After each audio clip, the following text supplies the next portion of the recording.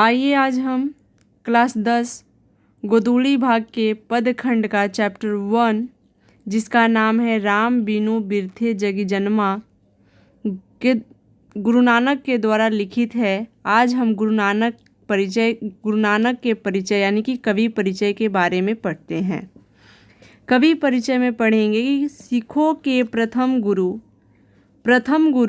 गुरु नानक का जन्म लाहौर जिला के तलवड़ी नामक गांव में हुआ था। कहाँ हुआ था? लाहौर जिला के तलवड़ी नामक गांव में हुआ था। इनका जन्म स्थान नानकाना साहब कहलाता है।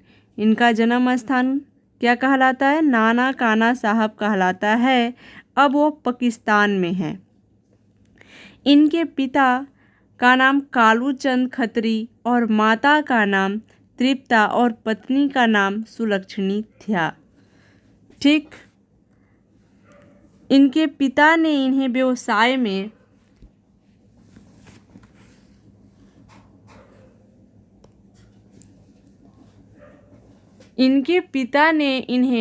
व्यवसाय में लगाने का बहुत प्रयास किया, परंतु इनका मन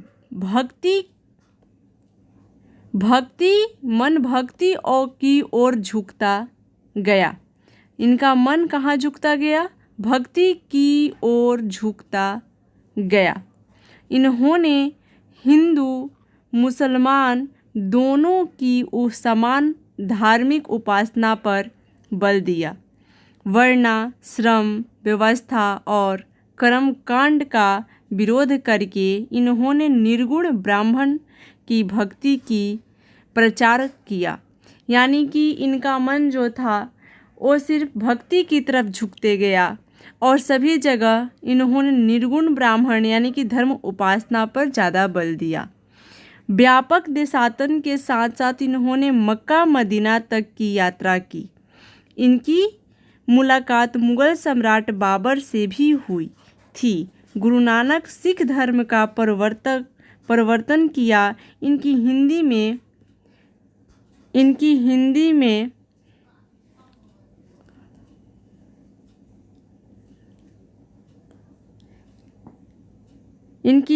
में ब्रह्म भाषा और खड़ी बोली दोनों का मेल था। पंजाबी सम्मिश्रित ब्रज भाषा इनकी रचना का मूलाधार है। इनकी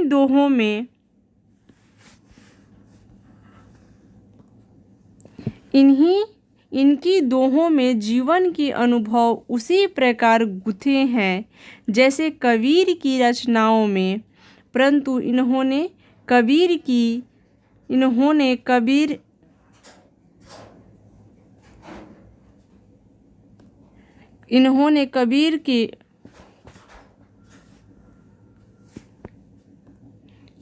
की तरह उल्टवासी शैली नहीं अपनाई। यानी कबीर जो थे वो अपने पदों को उलटवासी शैली में लिखा करते थे, लेकिन गुरु नानक जो थे उन्होंने अपने कविता को या पद को उलटवासी शैली में नहीं लिखा। इनके उपदेशों में गुरु की महत्ता, संसार नामक जाप की महिमा एवं ईश्वर की सर्वव्यापकता इत्यादि बातें मिलती है। इनकी रचनाओं का संग्रह गुरु ग्रंथ साहिब, जो आपके एग्ज़ाम में पूछेगा कि इनकी रचनाओं के संग्रह को हम क्या कहते हैं, तो गुरु ग्रंथ साहिब में है, जिसका संग्रह सिखों के 5वें गुरु अर्जुन देव ने सन 1604 ईस्वी में किया था। तो इसी पर आज आपका कवि परिचय खत्म हुआ।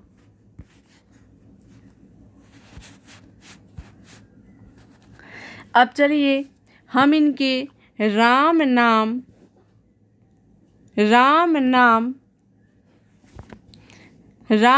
बिनु बिरथे जगी जन्मा पद का प्रसंग पढ़ते हैं। यानी कि प्रसंग पढ़ने के साथ साथ आप लिखते भी चलिएगा।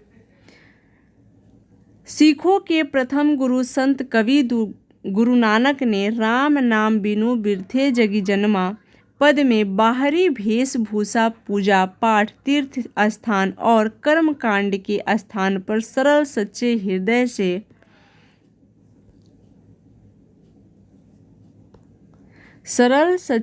हृदय से राम नाम की अर्थात परम ब्रह्म की भक्ति करने पर जोर दिया है। यानी गुरु नानक जो थे वो सिखों के गुरु होते हुए भी उन्होंने प्रभु राम की आराधना की।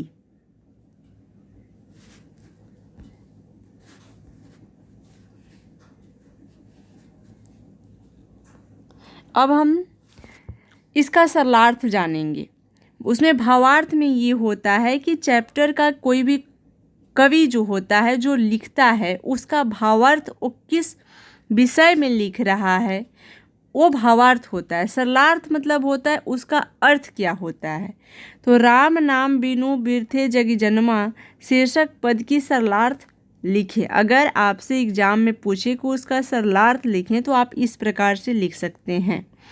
संत कवि गुरु नानक जी कहते हैं कि राम नाम के बिना इस संसार में जन्म लेना बेकार है, क्योंकि बिना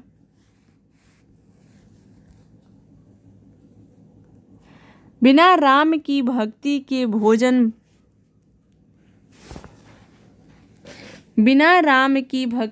भोजन, बोली, बुद्धि और भ्रमण ये सभी विष अर्थात जहर के बन जाता है। क्या बन जाता है? जहर बन जाता है। यानी कि कवि गुरु नानक के अनुसार जो व्यक्ति राम का भक्ति नहीं करता है तो उसका जो जीवन है वो जहर बन जाता है। साथ ही किया गया कार्य भी निसफल होता है। क्या होता है? साथ में जो कार्य भी वो करना चाहेगा, यानी कोई काम भी करना चाहेगा, तो उसका काम जो है वो निसफल हो जाता है। पुस्तक पढ़ना अर्थात शास्त्र पुराण की चर्चा करना, शब्द ज्ञान हेतु व्याकरण का अध्ययन करना, यहाँ तक सुबह, दोपहर एवं शाम तीनों समय संध्या वंदना करना, ये सभी राम की भक्ति के बिना निरर्थक होते हैं। यानी कि राम की व्यक्ति अगर कोई व्यक्ति न करे, राम की भजन, राम का नाम कोई न ले, उसका कोई भी काम सार्थक नहीं होता है, सारा काम निरर्थक होता है। नानक जी गुरु की महिमा, जहाँ पर हम लोगों ने ऊपर पढ़ा था, गुरु की महिमा के बारे में भी बखान किया है और बखान करते हुए कहती हैं कि बिना गुरु की कृपा के मुक्ति नहीं मिल सकती है। जब तक हमें अपने गुरु की कृपा नहीं मिलेगी, आशीर्वाद नहीं मिलेगा, तब तक किसी भी इंसान की मुक्ति नहीं होगी। साथ ही राम नाम की भक्ति के बिना मानव इस सांसारिक मोह माया में कैसे फंसकर मर जाता है। बात ये भी सही है, हर इंसान के अंदर मोह और माया होता है। हर एक इंसान के अंदर मोह और माया होता है और गुरु नानक जी ने ये साधारण शब्द में कहा है कि हमें मोह माया से दूर रहना चाहिए और जो इंसान मोह माया में पड़ जाता है वो इंसान इस दुनिया, उसका कोई भी काम सार्थक नहीं होता है। आगे पढ़ते हैं। डंडा, कमंडल, शिखा, जनेऊ तथा गिरुआ वस्त्र धारण कर इधर उधर तीर्थों में भटक कर मानव अपना समय व्यर्थ करता है।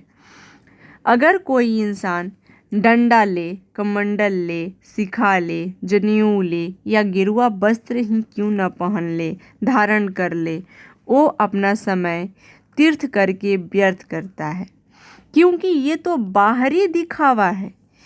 इनसे ईश्वर की प्राप्ति नहीं हो सकती है। राम नाम के बिना शांति नहीं मिल सकती है। बिना राम नाम की जाप किए कोई मनुष्य इस संसार रूपी भव सागर से पार उतरकर मोक्ष यानी कि मुक्ति की प्राप्ति नहीं कर सकता है। आगे नानक जी कहते हैं कि अरे मानव, जग रूपी मुकुट पहनना, शरीर में भस्म लगाना यानी राख लगाना एवं वस्त्रहीन होके नंगे बदन भ्रमण करने से ईश्वरीय भक्ति की प्राप्ति नहीं की जा सकती है। तो हम साफ शब्दों में जान रहे हैं कि गुरु नानक जी हमें ये कह रहे हैं कि अगर कोई व्यक्ति कमंडल धारण कर ले, तीर्थ यात्रा कर ले, ये सब उसका बाहरी दिखावटी है, क्योंकि जो व्यक्ति सच्चे दिल से राम का नाम जाप करता है उसके लिए ये सब चीज़ें मायने नहीं रखती है। अतः अंत में कवि कहता है कि जिस प्राणी पर गुरु की कृपा होती है वह चाहे जल में रहे या थल पर, कहाँ रहे, चाहे जल में रहे या थल पर रहे या सभी जगह पर उसे ईश्वर की भक्ति रूपी इस रस पीने को मिलती है। बात सही है। कोई भी इंसान जब धार्मिक हो जाता है, अपने आप को भगवान के चरणों में समर्पित कर देता है, उसके लिए सभी जगह उसे भगवान ही दिखाई देते हैं। अर्थात ईश्वरीय भक्ति के अलौकिक आनंद की अनुगति उसी प्राणी को प्राप्त होती है। अगला अध्याय हम लोग नेक्स्ट क्लास में पढ़ेंगे।